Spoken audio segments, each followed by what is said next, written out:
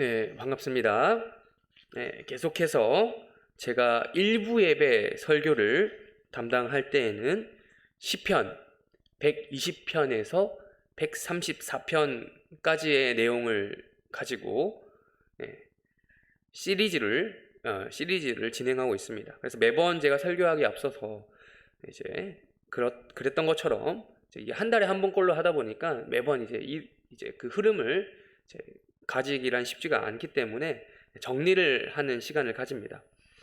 총 15편의 시편이죠. 120에서 134편인데 15편의 시의 특징 한 가지 주제가 있다라고 말씀을 드렸습니다. 무엇입니까?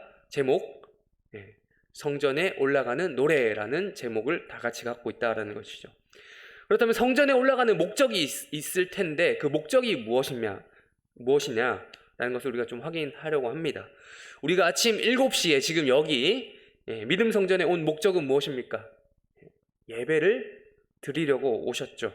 그런 것처럼 비슷하게 구약시대 때 당시에는 성전에 올라가는 그 이스라엘 백성들의 목적도 비슷했습니다. 예배라고 할 수도 있지만 좀 더 구체적으로 말씀드리면 뭐죠? 구체적으로 말하면 뭘 드리러 올라갔습니까? 제사를 드리러 올라갔습니다. 제사를 드리러 성전에 올라가는 사람들을 가리켜서 각 지방에서 올라오는 그 사람들을 가리켜서 순례자라고 불렀습니다. 그래서 이스라엘의 모든 성인 남성들은 1년에 3번 있는 절기, 명절이라고도 하죠.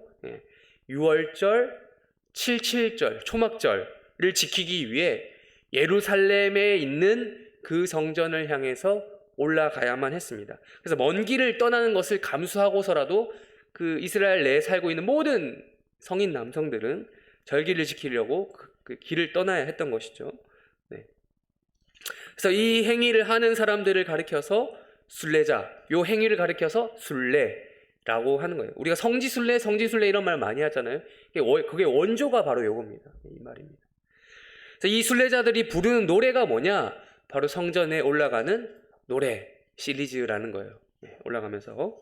그래서 우리가 계속해서 살펴봤던 것처럼 성전에 올라가는 노래는 그 각 노래마다 뉘앙스가 있어요. 그리고 스타일이 다 있어요. 다 다릅니다. 그래서 오늘 시편 134편에 드러나 있는 이 노래는 과연 어떤 뉘앙스인가, 어떤 스타일인가 우리가 한번 살펴보려고 하는 것이죠. 우리 1절을 다시 한번 읽어보겠습니다.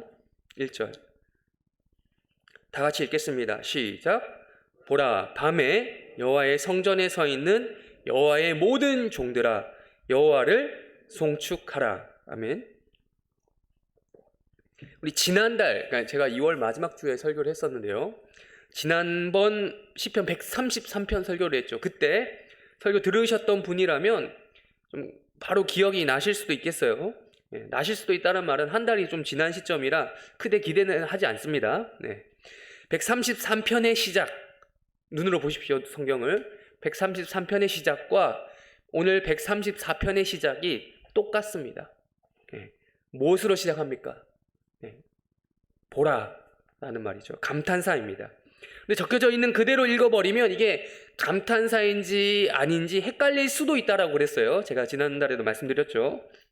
이 보라라고 하는 것은 뭐 색깔 보라색 이게 아니고 감탄사 보라라고 말씀을 드렸어요. 그래서 이 보라라는 단어 뒤에 느낌표라도 하나 탁 찍어줬으면 좋겠지만 이제 개역 개정 번역에 좀 그런 좀 아쉬움이라고 그랬죠. 이런 감탄사나 이런 것들을 적절하게 쓰지 않거든요. 그런 것들을 적지 않고 있어요.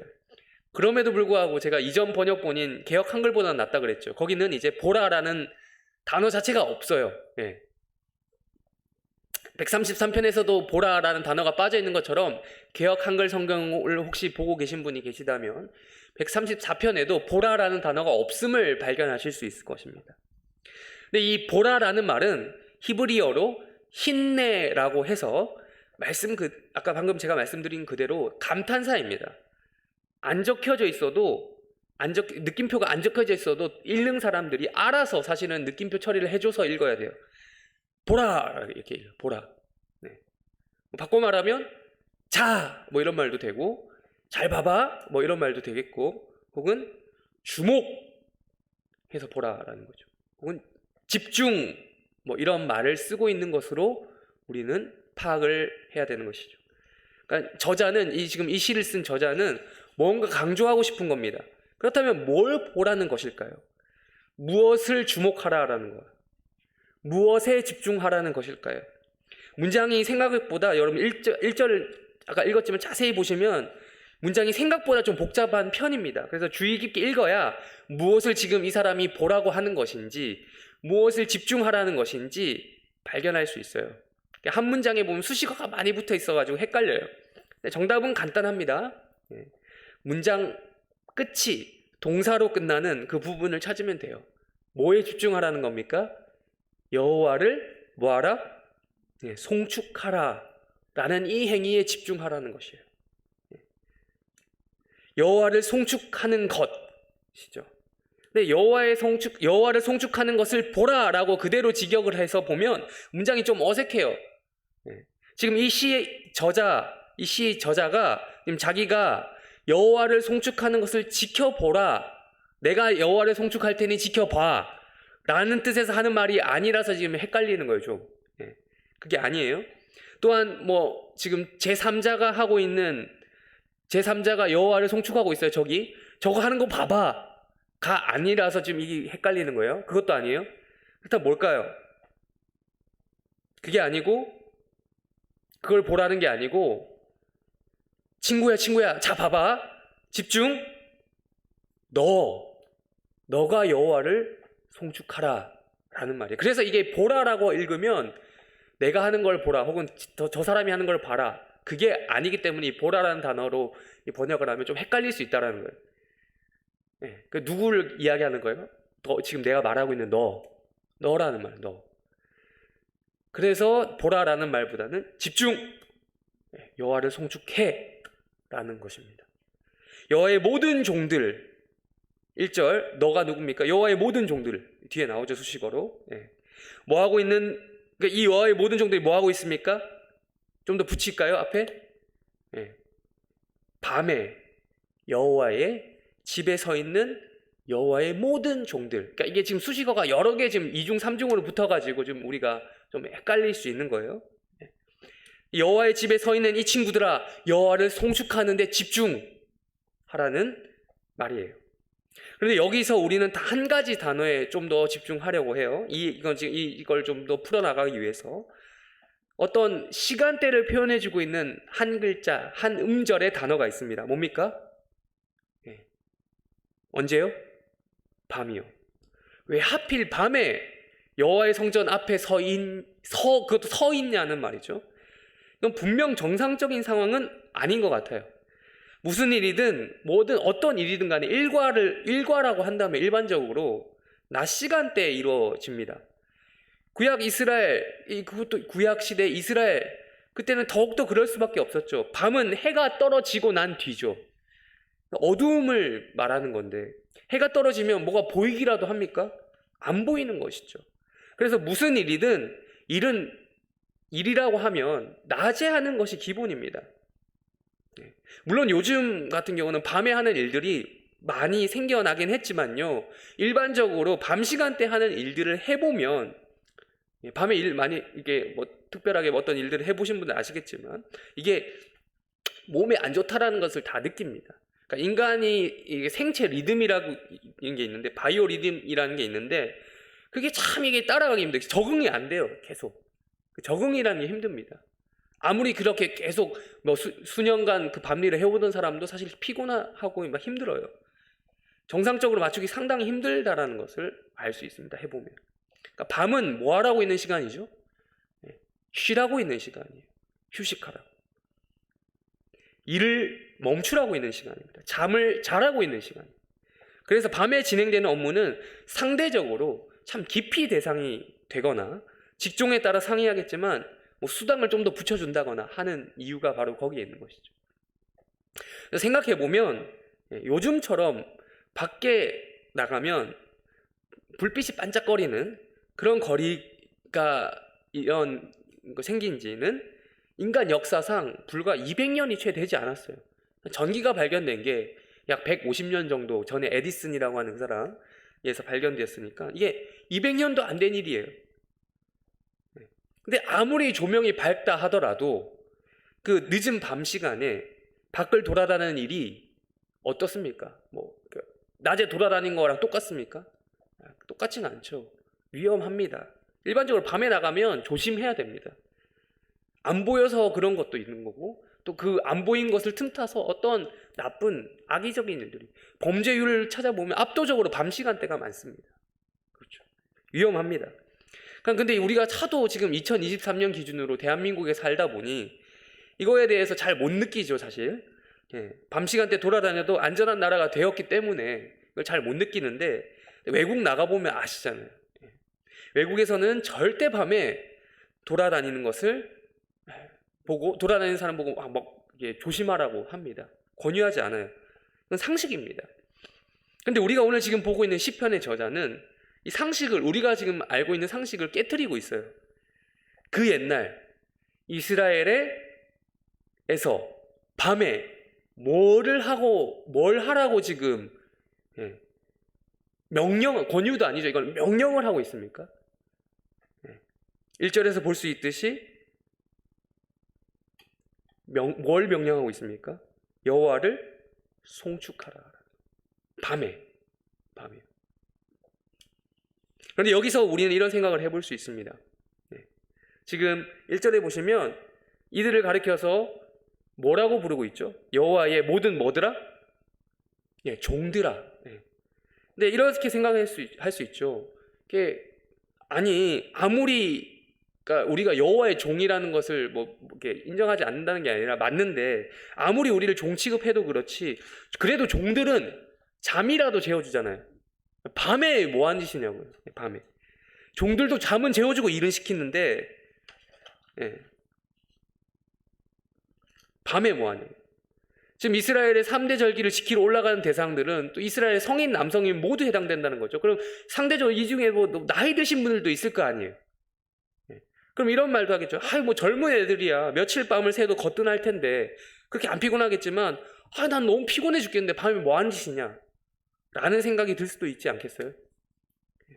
근데 여기서는 나이 든 사람은 좀 봐주고 이런 게 아니라 모든 순례자들을 하나로 묶어서 취급을 하고 있다는 거예요. 밤에 성전에 집단적으로 서 있는, 그러니까 무슨 이유에서인지 집단적으로 서 있는 순례자들을 향해서 여호와의 종들로 취급하고 있는 것입니다.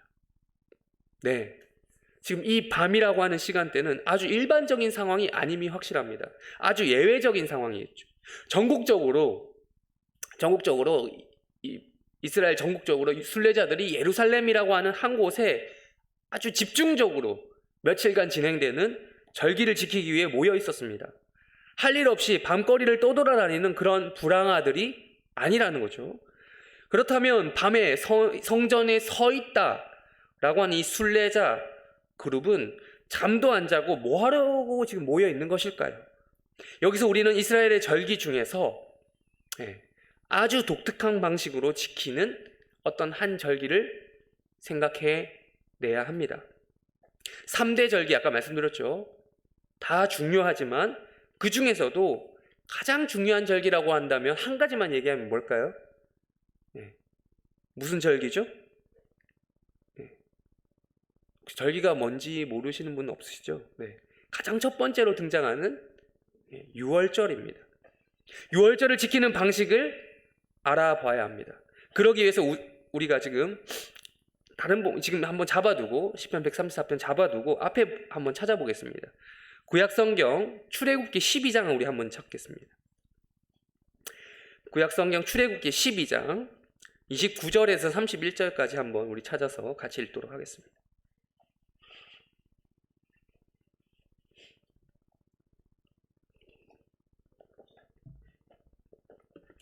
구약성경 출애굽기 앞부분입니다. 성경 앞에 있죠. 출애굽기 12장 29절에서 31절.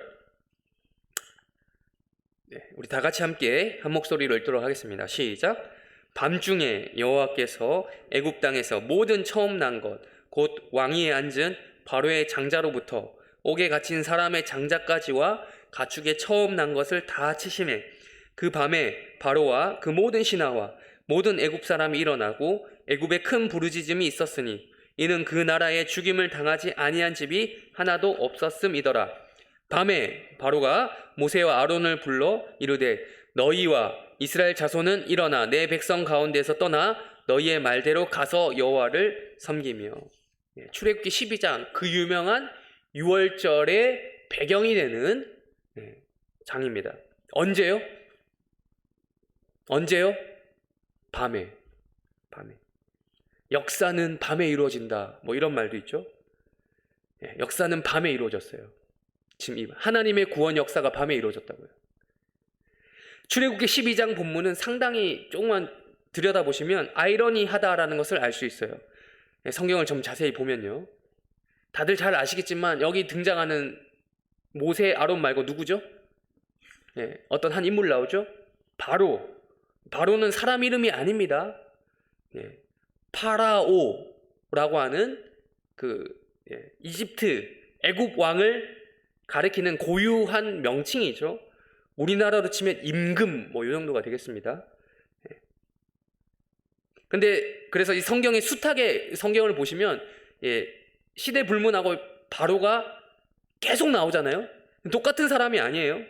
바로가 천년 만년 사는 불사신 그런 거 아닙니다. 물론 제가 지금 이렇게 불사신이라고 얘기하다 보니까 연결되는 부분도 있어요. 왜냐하면 이집트 전통에서는 이 파라오가 불사신이다라고 실제로 신이다라고 주장하기 때문에 그래요. 이집트는 기본적으로 다신교 국가죠. 그 중에서도 최고 신이 있습니다. 그 신의 이름이 라라고 합니다. 태양신 라라고 할 수 있는데 이 파라오는 태양신 라의 아들이다라고 불렸어요. 즉 파라오는 현실로 내려온 그 신이에요. 신의 아들인 거예요. 이는 곧 내세관하고도 연결이 돼요. 그래서 파라오가 죽으면 뭐로 만듭니까? 사람이 죽으면 그 중에서도 파라오 같은 사람은 더더욱 미이라로 만들죠. 미이라를 만드는 이유가 뭡니까? 거기에다가 나중에 부활하게 되면 거기 이제 그 미이라라고 하는 용기에 담기는 거예요. 새로운 그것이. 그래서 화려한 관 속에 넣고 그 관을 또 보관하도록 피라미드까지 만들어가지고 속에 넣어두는 거죠. 이집트식의 부활 교리입니다. 근데 출애굽기 12장 29절에서 보면 이 태양신 라의 아들이라고 할 수 있는 파라오의 누가 죽었습니까? 누가 죽었다고? 파라오의 아들이요. 장자가 죽었습니다. 파라오의 장자는 또 누가 되겠습니까? 나중에 또 다른 파라오가 되겠죠. 왕위 계승 1순위 아니겠습니까?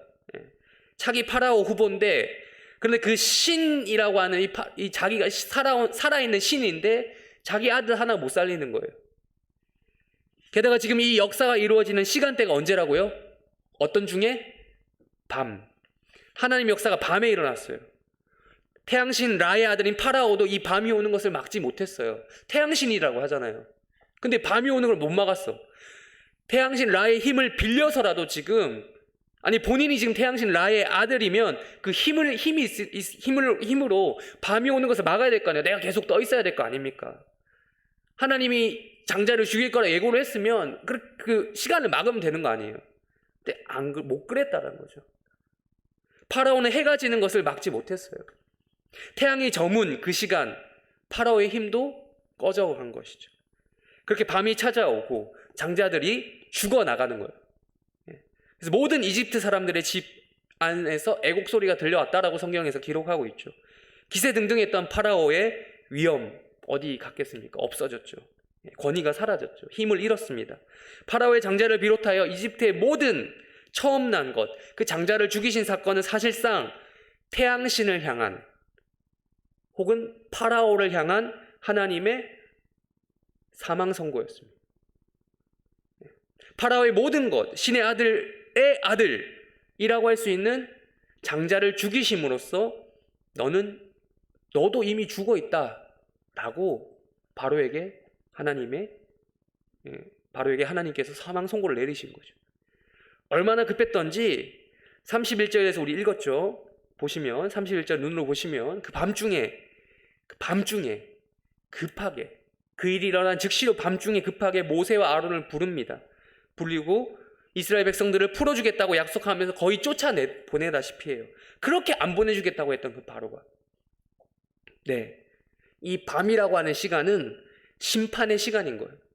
여호와 하나님의 권능이 발휘되는 시간입니다.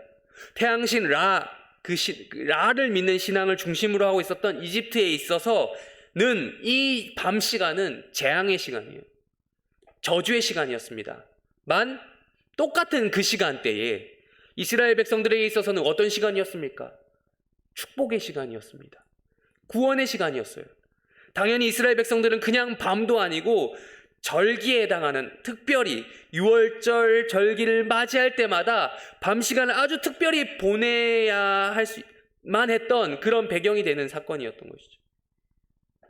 이 축제의 시간이 밤 시간대마다 있었던 거예요. 유월절 이 절기 때는 성전에 올라가서 밤의 역사가 이루어져서, 밤에 태양신 라를 신앙하는 자들이 심판받았고, 반면 밤에 여호와 하나님을 신앙하는 하나님 백성들이 구원받는 역사가 이루어졌어요. 그래서 이스라엘은 이 밤 시간을 아주 소중히 생각할 수 있었던 겁니다. 그래서 아주 긍정적인 의미에서 밤 문화가 참 이렇게 활발했던 것이죠. 밤새도록 여호와 하나님 송축하는 일들이 아주 자연스럽게 이어졌어요. 특별히 성전에 올라가는 순례자들이 몰려들던 절기에는 더욱더 성행했습니다. 우리로 치면 뭐 밤새 수련회를 진행하는 그런 느낌, 철야 기도를 하는 느낌, 철야 기도하면서 찬양을 막 부르는 이런 분위기가 연출이 되었던 것 같습니다. 이 유월절을 지키는 방식을 좀 더 구체적으로 설명해 주고 있는 본문이 하나 더 있어요. 우리 하나만 더 찾겠습니다. 신명기입니다. 신명기. 구약 성경 신명기 16장입니다. 이제 출애굽기는 덮으셔도 되고요. 시편 134편은 또 나중에 이따가 또 넘어갈 테니까 신명기 16장 한번 찾겠습니다. 창세기, 출애굽기, 레위기, 민수기, 신명기 16장 5절에서 7절입니다. 우리 다 같이 한 목소리로 읽도록 하겠습니다. 시작. 유월절 제사를 내 하나님 여호와께서 내게 주신 각 성에서 드리지 말고 오직 내 하나님 여호와께서 자기의 이름을 두시려고 택하신 곳에서 내가 애굽에서 나오던 시각 곧 초저녁 해 질 때에 유월절 제물을 드리고 내 하나님의 이름을 택하신 곳에 그 고기를 구워 먹고 아침에 내 장막으로 돌아갈 것이니라. 아멘. 5절 6절에 나오죠. 유월절 제사를 어디서 드리라고요? 네, 택하신 곳. 즉 바꿔 말하면 성소가 있는 곳이죠. 신명기 당시에는 아직 성소가 지정이 안 됐기 때문에 그냥 택하신 곳이라고 적혀져 있어요. 예, 언약궤가 있는 곳이죠. 바꿔 말하면 법궤가 있는 곳. 또 바꿔 말하면 지금 이 시편 기준으로 보면 예루살렘 성전이 있는 곳이죠. 거기서 언제요? 애굽에서 나오던 시각 언제요? 초저녁 해질 때에 유월절 제사를 드리라고 하셨어요. 즉 이집트에서 탈출하던 그때 그 시간에 그 상황 그대로를 재현하라. 매년 유월절마다. 그런 거예요. 해질녘에 제사를 드리고 난 후에는 그 제사에서 뭐가 나옵니까? 제물을 잡고 나면 나오게 되는 그 어린 양의 그 고기가 있을 거 아닙니까? 발생된 어린 양의 고기를 구워 먹으면서 저녁 식사를 하게 되죠. 그리고 7절에 보니까 언제 장막으로 돌아가라고 돼 있습니까? 아침에요. 아침에. 그러니까 초저녁부터 아침까지 그 사이 시간을 말하자면 밤새도록 유월절을 즐기라는 것입니다. 아예 하나님께서 명령을 하셨어요. 밤을 새라고. 밤새면서 하래요. 그럼 부모님들 아이들한테 밤새라고 합니까? 일반적으로 그러지 않죠. 밤은 제발 새지 마라. 뭐 이런 말 하는데 하나님은 이 유월절만큼은 예로 두고 아예 밤까지 새면서 보내라고 명령하신 거예요. 아침까지 이 유월절의 기쁨을 성전에 올라오는 순례자들을 끼리 서로 함께 즐기라는 것입니다. 왜요? 16장 1절 눈으로 보십시오. 1절에서 다시 한번 말해주죠. 밤에 하나님 여호와께서 밤에 너를 애굽에서 인도하여 내셨기 때문이다. 밤에 하나님 백성들이 인도하여 내셨기 때문에 하나님은 밤에도 하나님이시고 낮에도 하나님. 밤이라고 해서 하나님이 없는 게 아니라 이집트 사람들 마음 가운데는 밤은 태양신 라도 자고 있는 시간이 없는 시간이에요. 그렇지만 하나님께서는 그때도 활동하고 계시는 분이죠. 아주 적극적으로. 모두가 무서워하는 시간, 밖에 나가지 않는 그 시간대에도 하나님 역사하는 시간이에요. 그렇다면 이 밤 시간 어떻게 보내야 하겠습니까? 마냥 어린 양, 그 고기, 그리고 무교병 이거 그냥 먹으면서 묵고 떠드는 그런 시간으로 보내면 되겠냐라는 거예요? 아니겠죠. 다시 우리 시편 134편으로 돌아옵니다. 돌아와서 성전에 올라가는 노래에서 우리가 확인했듯이 순례자들은 하나님을 뭐 해야 됩니까? 그냥 그들끼리 먹고 즐기는 그런 시간이 아니라 하나님을 뭐 하는 시간으로 보내야 한다고요? 밤새도록 송축해야 된다는 거예요. 이로써 우리는 두 가지의 의미가 강화되는 것을 확인할 수 있었습니다. 첫 번째, 밤에라고 하는 단어의 의미가 명확해졌어요. 굳이 밤에 사람들이 왜 여기 서 있냐, 시편 134편에서 왜 밤에 사람이 서 있냐라는 것을 알게 되었어요. 굳이 밤에 여호와를 송축하라는 그 명령을 지금 이 시편의 저자가 하고 있는 이유를 알게 되었습니다. 여호와를 송축하는 것에 보라, 집중, 주목이라고 하는 그 감탄사까지 써가면서 명령하는 이유를 알게 됐죠. 두 번째, 종들이라고 하는 단어의 의미가 좀 더 명확해졌습니다. 이집트에서 종살이하던 이들은 유월절 어린 양의 피로 그들을 해방시키신, 즉 그들을 구원하신 하나님의 종으로 전환이 되었습니다. 하나님의 종이 되었다는 말이 마치 주인만 바뀌고 예전의 처지랑 똑같이 종살이하는 힘들다라는 뜻이 아니죠. 하나님은 유월절 어린 양의 피로 그들을 값주고 사셨습니다. 그 이후로 그들을 그 이전에 그런 죄의 굴레, 이집트의 굴레, 애굽의 수치, 그 굴레에 놓이지 않게 하셨습니다. 그들을 자유민으로 대우하셨습니다. 종이라고 불리긴 했지만, 하나님의 종, 여호와의 종이라고 불리긴 했지만 그러한 그 이전의 종과 같은 신분하고는 달랐던 거죠. 어여치 하나님께서는 그들을 한 민족으로, 자유민으로 보셨습니다. 그 하나님 나라의 백성답게 법까지 만들어 주시잖아요. 창세기, 출애굽기, 레위기, 민수기, 신명기, 이걸 가리켜서 뭐라고 부르죠? 모세, 오경, 다른 말로 율법이죠. 법을 만들어서 주시는 겁니다. 너희들은 이렇게 살아야 된다. 법이 아무 민족에게 있는 게 아닙니다. 문명 사회에서만 존재하는 것이 법입니다. 네, 죄의 종에서 여호와 하나님의 종이 된 우리는 밤새도록 우리가 지금 예배드리고 있는 이 아침 시간까지 여호와를 송축해야 하는 것이죠. 그렇다면 어떤 식으로 송축을 해야 하는가? 이어서 2절입니다. 2절도 다시 읽겠습니다. 134편 2절 읽겠습니다. 시작. 성소를 향하여 너희 손을 들고 여호와를 송축하라. 성소를 향해서 우리의 손을 들라는 것입니다. 언어로 보면 정확히 이게 성소라는 그런 단어가 아니에요. 성소를 지칭하는 단어가 아니라 그냥 거룩함 혹은 거룩한 장소라고 번역하는 그런 단어입니다. 코데시라는 단어예요. 근데 지금 이게 틀렸다라고 말하는 게 아니고요. 지금 이 노래가 성전에 올라가는 노래잖아요. 그러니까 거룩한 장소 혹은 거룩함이 뭐겠어요? 당연히 성소라는 것이죠. 그러니까 시적 기법을 활용해서 간접적으로 거룩함이라고는 했지만 그건 곧 성소를 말하는 것이 맞습니다. 거룩한 곳, 이 성소는 바로 하나님의 종들이 하나님께 드리는 제사가 받아들여지는 그곳입니다. 하나님께서 제사를 받으셨다는 말은 곧 속죄의 선언이 이루어진다라는 말과 똑같습니다. 네, 그래서 이 거룩하게 구별된 장소, 이 거룩한 성소를 향하여 우리의 손을 들라라고 시편의 저자는 모든 종들에게, 모든 하나님의 백성들에게 요청하고 있는 겁니다.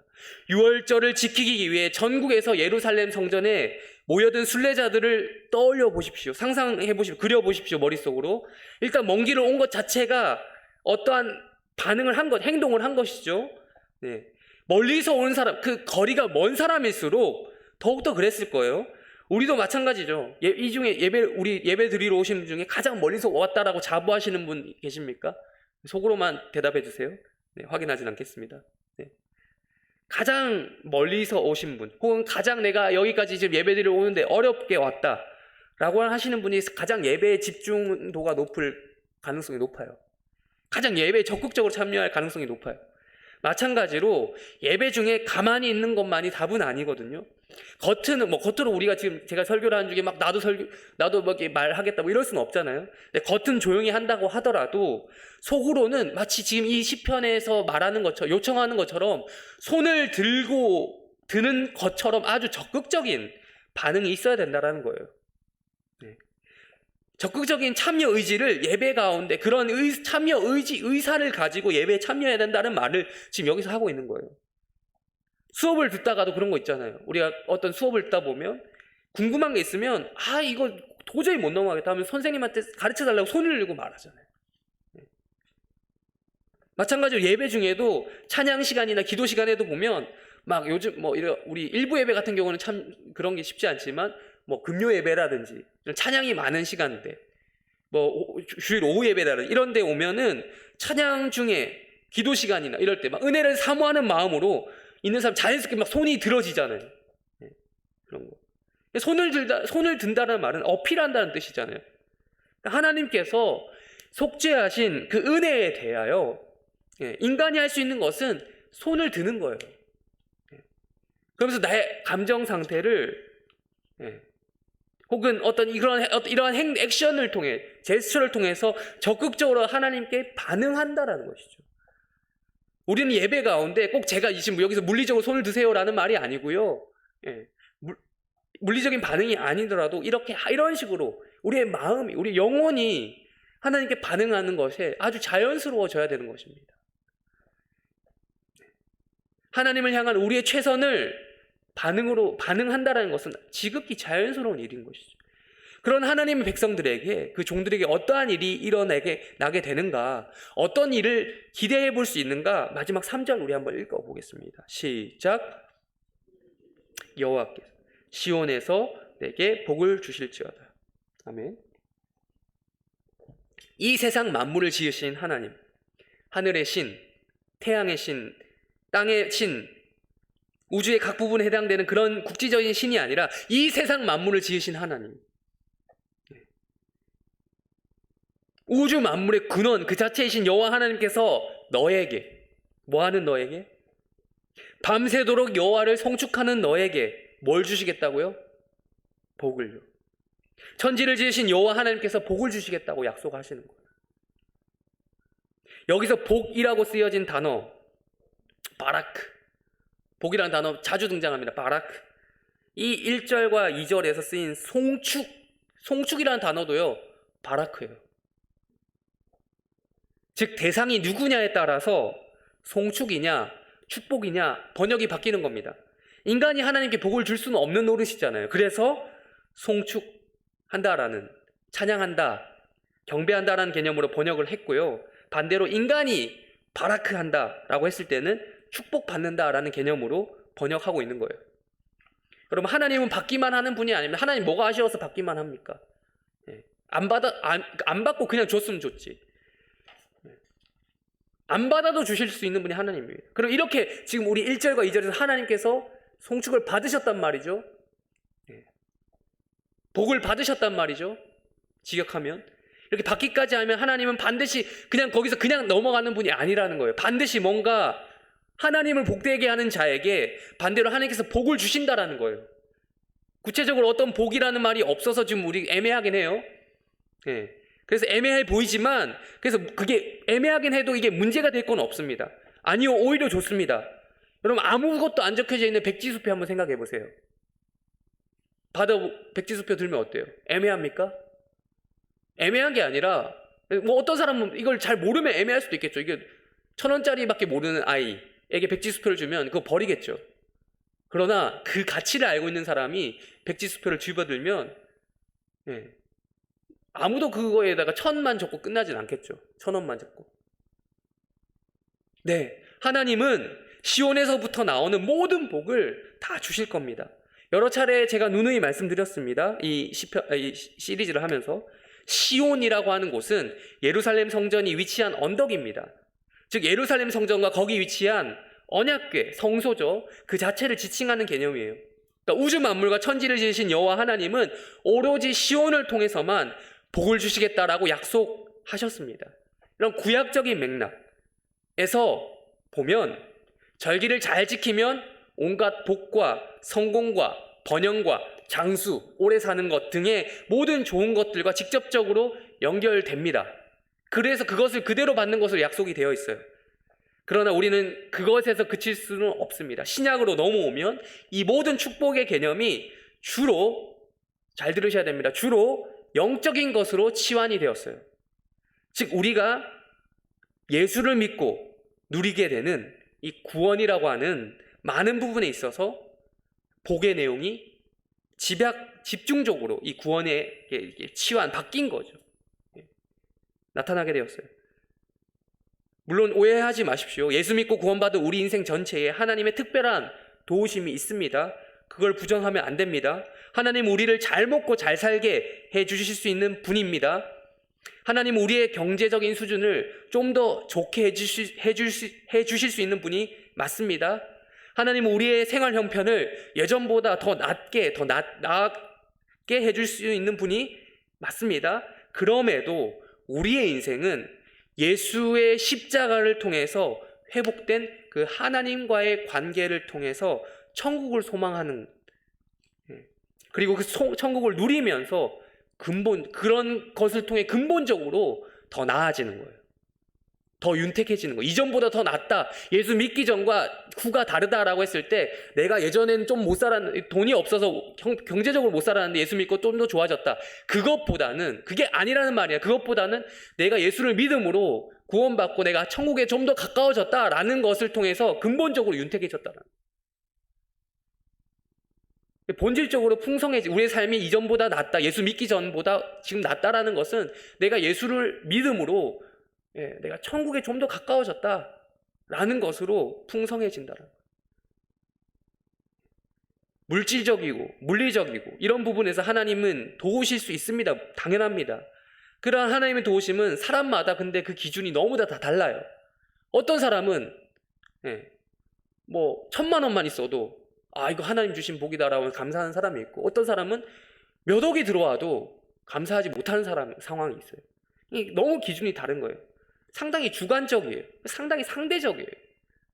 복이라고 하는 것이. 그러나 제가 말씀드린 방금 그 영적인 부분은 좀 다른 거죠. 예수 십자가를 통해 회복된 하나님과의 관계, 그리고 천국을 바라보는 것, 그 천국을 소망하게 되는 것은 또한 그래서 하나님의 영광을 사모하면서 이 성전에 나아오는 것은 그것보다는 좀 더 객관적인 것이고 좀 더 절대적인 복에 해당되는 것이에요. 뭐 남하고 비교할 게 아니라는 거예요. 그래서 예수 믿는 사람들이 그렇게 이 물리적이고 물질적인 것만 생각하면 남하고 비교하는 거예요. 나도 똑같이 예수 믿고 그 사람도 예수 믿는데 나는 좀 더 축복 받은 것 같고 그 사람은 난 좀 덜 받은 것 같고, 주로 내가 억울하다는 표현을 많이 하죠. 그렇다. 그건 하나만 아는 거예요. 특별히 그것이 무엇으로 지금 대표되냐? 유월절로 대표되는 절기를 지킴으로써 얻게 되는 복이 그렇다는 거예요.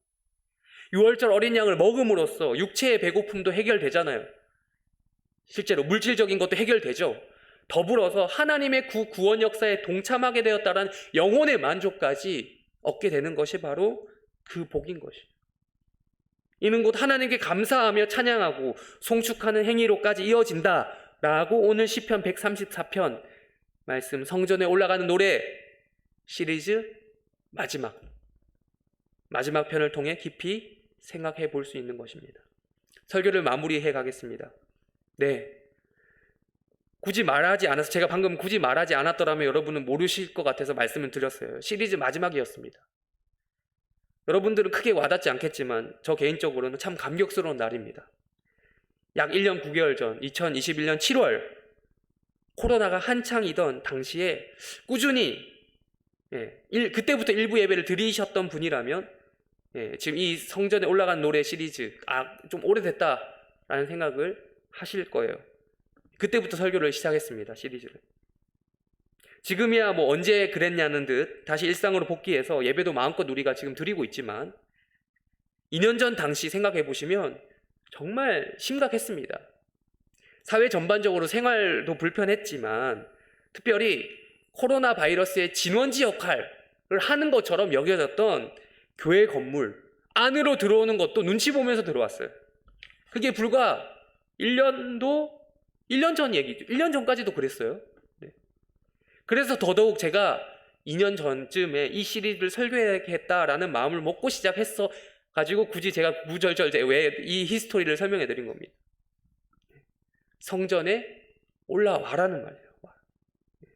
물론 거의 1.5달에 한 번꼴로 설교하다 보니까 총 15개를 설교했는데 1년하고도 9개월이라는 시간이 좀 걸렸어요. 이 시리즈를 마치는 지금 시점에서 각 개인의 신앙 상태를 좀 뒤로 미루고서라도 우리 교회 기준으로 보면 예배 집행, 교회에서 실행하는 예배 집행 자체만 놓고 보면 코로나 이전으로 다 복귀가 되었다 해도 무방한 상황입니다. 그런 의미에 참 다행이라고 생각을 해요. 이 시리즈는 끝나지만요, 해림교회 성도들이 계속해서 성전에 올라오는 노래를 부르며 그러한 기분으로, 그런 순례자의 심정으로, 그 기쁨 마음이 가득한 순례자의 심정으로, 힘들지만 그런 마음으로 지금처럼 매주일 예배의 자리를 사모하며 나오시기를 바라요. 앞으로 코로나 할애비가 또 올 거예요. 다음 코로나 또 옵니다. 비슷한 거 또 옵니다. 그때도 똑같이 하실 수 있겠어요? 그래서 코로나 덕분에 더 확실해진 게 있죠. 하나님을 향한 우리 마음이요. 그분을 향해 드리는 예배에 대한 우리의 태도요. 코로나가 일종의 시험이라고 친다면 나름 그 역할을 했습니다. 교회를 얼마나, 제가 말씀드리는 건 오해하지 마십시오, 얼마나 물리적으로 출석을 했느냐, 도장을 찍었느냐, 마느냐의 문제를 논하는 게 아니에요. 실제로 건강상 위험한 경우는 사회 전반적으로 지금 코로나가 끝나갔다, 거의 뭐 끝난 거나 마찬가지다 라고 할 수 있는 지금 순간에도 마스크를 쓰고 계셔야죠. 그리고 외부 활동을 자제하거나 최소화해야죠. 제가 말씀드린 것은 그 이상의 문제입니다. 마음의 문제, 욕구의 문제예요. 예배를 제대로 드리지 못하는 그 순간 속에서도 얼마나 현장 예배를 사모하는 욕구가, 교회 나가지 마라 하니까 내가 그전에는 잊고 있었던 그 하나님을 향한 마음이 그래, 이거 참 귀중했어. 예배의 자리에 나오는 것이 얼마나 소중했어. 이제 깨닫게 되었다. 그런 현장 예배를 갈망하는 욕구가 있었는지 그 문제를 이야기합니다. 이렇게 매주일 원하기만 하면 이 자리에 나와서 내 목소리로 찬송 부르고 기도하고 설교 듣고 하는 지극히 평범한 이 예배 순서 하나하나가 정말 나에게 시편 134편에서 이야기하는 복이 맞습니까? 살림살이가 좀 더 나아졌으면 좋겠지만 생계가 좀 어렵더라도 그래도 주일날 이 자리에 나와서 예배 자리 지키려고 여호와를 송축하는 것, 정말 나에게 복이 되는 행위가 맞습니까? 네, 성경은 말합니다. 복이 맞다고요. 시편 134편에서 그렇게 말하고 있는 것이죠. 오늘 설교 제목은 오픈런이라는 제목으로 정했습니다. 요즘 젊은이들 사이에서 유행하는 단어예요. 무슨 뜻인지 아세요? 말 그대로 오픈하자마자, 열리자마자 뛰어가는 행위가 오픈런입니다. 뭐가 열리면요? 가게가 열리면, 매장 열리자마자 뛰어가서 특정 물건을 구매하는 행위입니다. 오픈런을 하려면 어떤 행위가 반드시 전제되어야 할까요? 가게 문 열기 전부터 기다리고 있어야 돼요. 어떤 물건이냐에 따라 다르겠지만 좀 가치가 있는 상품이라고 치면 몇 시간 전 되기로는 택도 없어요. 텐트 치고 하루 밤새는 건 물론이고 몇 날 며칠 동안 줄 서서 대기하는 경우 여러분 뉴스로 못 보셨습니까? 명품도 사려고 자기 돈 주고 명품 사는 건데도 백화점 앞에 줄을 서 있더라고요. 우리 어르신들 중에 혹시 자기 손주나 자녀를 위해서 포켓몬빵 사주려고 줄 서 보셨던 분 계십니까? 네, 그것도 오픈런이죠, 일종의. 며칠 전에 또 제가 뉴스를 보니까 한정판 위스키, 그걸 구매하려고 그것도 20, 30대들이 밤새도록 줄 서서 대기하고 있다라는 것도 봤습니다. 혹시 그런 걸 보면서 왜 그러지? 이해가 안 되시는 분이 계세요? 그렇다면 여러분은 둘 중에 하나예요. 삶의 의욕을 많이 잃었다. 혹은 천국에 올라가기 직전의 성화의 수준이다. 네, 오늘 우리는 134편을 통해서 나이와 상관없이 밤을 새서 하나님을 송축하던 이스라엘의 사례를 접하였습니다. 제가 연세 있으신 분이나 건강이 좋지 못한 분에게 체력적으로 무리한 요구를 하기 위해서 이런 말씀을 드렸던 것이 아닙니다. 꼭 문자적으로 밤을 새라는 것이 아니고요. 한 가지만 묻고 설교를 마치려고 해요. 밤을 새서라도 문 열자마자 뛰어라 하는 그런 오픈런 정신으로 이 예배에 나아오고 계십니까? 좀 철진한 이야기지만 코로나 바이러스는 식욕을 사라지게 하는 부정적인 면을 가지고 있대요. 코로나 위협이 지나간 지는 오래되었지만 우리는 스스로에게 물어봐야 합니다. 여전히 욕구를 사라지게 하는 코로나 바이러스의 부정적인 면을 가지고 계십니까? 즉 예배 욕구까지 사라지게 될 때가 있는 건 아닌지요. 그때마다 우리 성전에 올라가는 노래 시리즈, 그런 마음이 들 때마다 성전에 올라가는 노래 시리즈 있죠? 시편 120편부터 134편을 한 번씩 읽으시기 바랍니다. 묵상하시길 바랍니다. 밤새도록 유월절 제사 드린 다음에 손을 들고 여호와를 송축하는 순례자들을 기억하시기를 바랍니다. 또한 밤을 새고 아침에 각기 숙소로 돌아가며 하나님께서 주실 복을 기대하는 순례자들을 기억하시길 바랍니다. 그렇게 다음 절기를 기대하며 집에 돌아가는 순례자들을 기대하시기 바랍니다. 기억하시기 바랍니다. 마지막으로 그렇게 다음 주에 다시 이 해림교회 성전에 올라오시는 복된 순례자가 바로 여러분이 되시기를 주님의 이름으로 축원합니다. 설교를 마치겠습니다. 기도하겠습니다.